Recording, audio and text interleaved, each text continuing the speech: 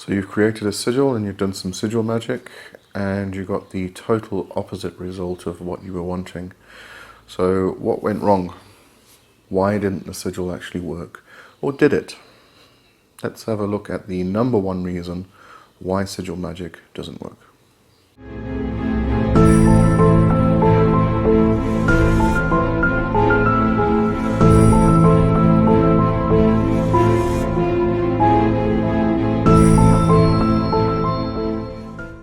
So when it comes to sigil magic, we find that a lot of people do create a sigil, do the work, do the magic.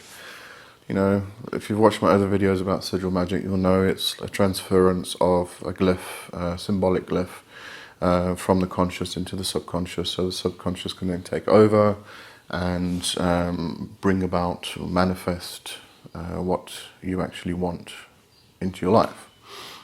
Because that's the reason why you're creating the sigil in the first place.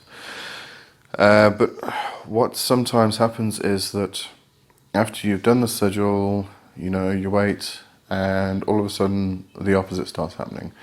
A few weeks back I actually replied to somebody on a subreddit about this, and he was saying, or she was saying, I'm not sure, that they created the sigil in order to bring true happiness.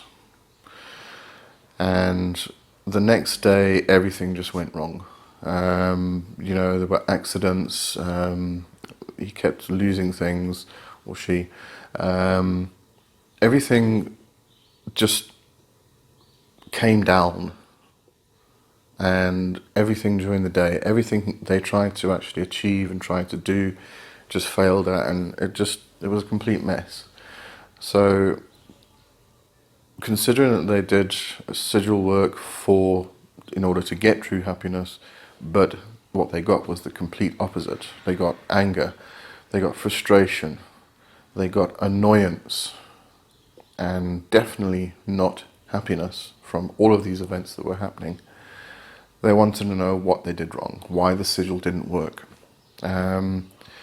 And everybody came with the usual replies, you know, this is what you need to do, this is what you have to do in order to get it to work, and you need to not lust after results, and you need to do this and you need to do that. And I was thinking about it. They asked for true happiness. Now, what is true happiness? In my mind, true happiness would be that it doesn't matter what happens in your life. Anything bad, anything can happen, and you'll still be happy. That's what true happiness is, right? And I was replied, and I said, you know, you asked for true happiness. So your subconscious is probably trying to teach you how to get true happiness, or trying to teach you that it doesn't matter what happens in your life, all the bad things, all the good things, anything that happens in your life. In order to have true happiness, any bad thing isn't going to affect that. You're still going to be truly happy.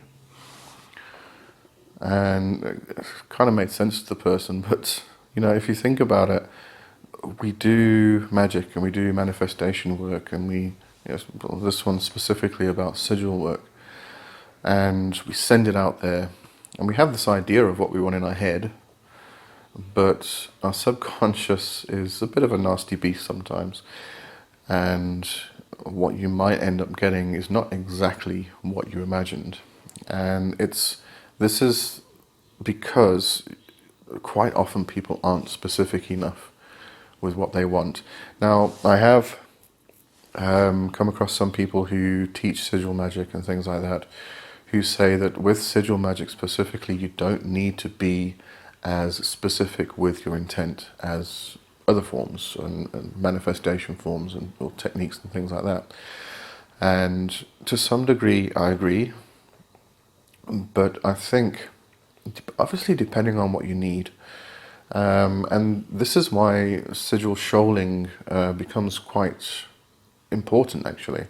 And on Friday I'm going to do a video about sigil shoaling, because with shoaling you're narrowing down the path in order to get to that ultimate goal. But we'll get more into that on Friday. But it is this whole thing about being specific.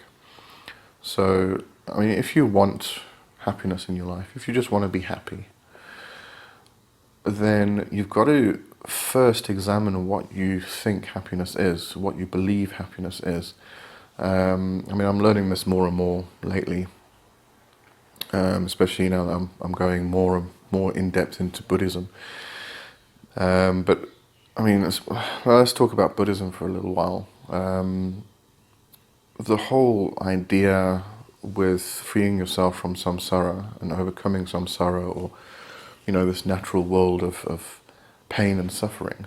We go through pain and suffering every moment of every day, and we seek happiness. Now, what we usually do is we'll find something that makes us happy.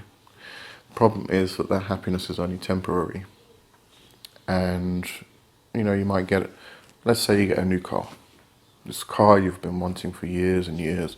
It's just this perfect car. It's a Ferrari or a Porsche or whatever car, dream car that you may have. And one day you eventually get this dream car and you're as happy as a pig in shit. But a month later, it starts getting a bit more normal. Month after that, you're used to it by now, and it doesn't really make you that happy anymore. So it's all this temporary happiness. So if you're going to ask for something like true happiness, then it's not going to come from anything or anyone. It's going to come from yourself and from freeing yourself from all of that pain and suffering to begin with. And that's not going to happen overnight, obviously. But you have to think about these things before you actually make the sigil, because if you don't, then what you think is happiness, or whatever the thing you want in your life is going to bring you, is going to give you, is going to generate within your life, it might not be what your subconscious thinks and understands and realizes. So this is why I do think with Sigil Magick you do need to get very specific, and you need to really think about what you're actually putting out there in order to get back. I mean, the usual typical example of this kind of thing is if you want money to go on a vacation, and so you do Sigil Magick and you say, I want money to go on a vacation, and Aunt Mary dies. I don't actually think I've got an Aunt Mary, but she seems to pop up a lot in my videos. But anyway, so Aunt Mary dies, and she leaves you this huge inheritance, and it's the exact amount of money, okay, maybe not huge, but she leaves you an inheritance, and it's the exact amount of money you need in order to go on the vacation.